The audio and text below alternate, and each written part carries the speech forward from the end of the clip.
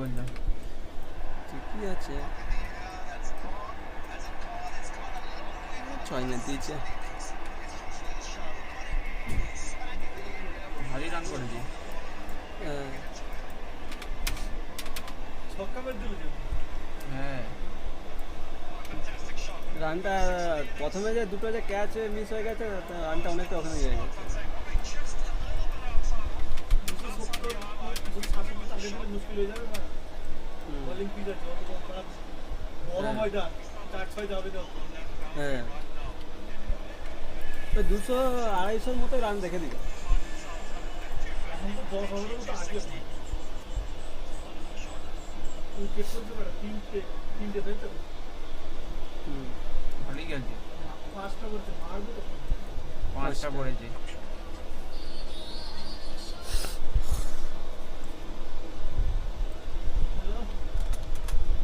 যদি হেরে যায় ইন্ডিয়া, হুম, যদি ইন্ডিয়া হেরে যায়, কেলাবো তোমাকে।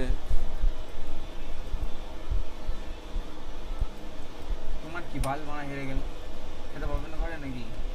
কোনো করে খেতে দেবে না? আমাদেরকে তো যে কাজ করে খেতে হবে, হারুক জিতুক চাই করুক ওরা। হুম, কিউ ঠিক নয় তাহলে কি হলো? এটা কি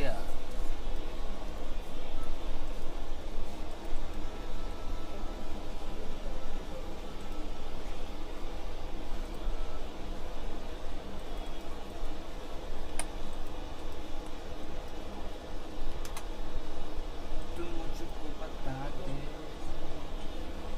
আমি যেটা বলছিলাম, এই যে হাইট উঠে থাকবে তো, এটা সেটা বলছিলাম তোমার। কোনটা ওইটাই? হ্যাঁ, ওটা প্লেনে আছে তো, মানে এরকমই প্লেনে তো কেটে দেওয়া আছে। ওইটা তো জালি কাটা আছে না। তোমাকে আমি যেটা জিজ্ঞাসা করছিলাম যে এটা কত আসবে, তুমি উঠা আছে নাকি, ওইটা উঠা থাকলে দেখতে ভালো লাগবে। ওটা নয়, এটা এটা যেমন উঠা করছো নি, ওই উঠাটা করতে হবে। এটা করতে হবে নাকি?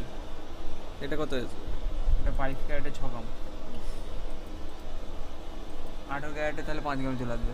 5 গ্রামে এইটা এই রিংটা এরকম সেম।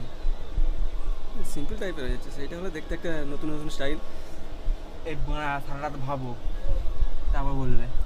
আবার ঢালা বার করার পর যদি বলে চেঞ্জ করতে, আর হবে না কিন্তু না, বলে দিচ্ছি। চেঞ্জ করাবো কেন?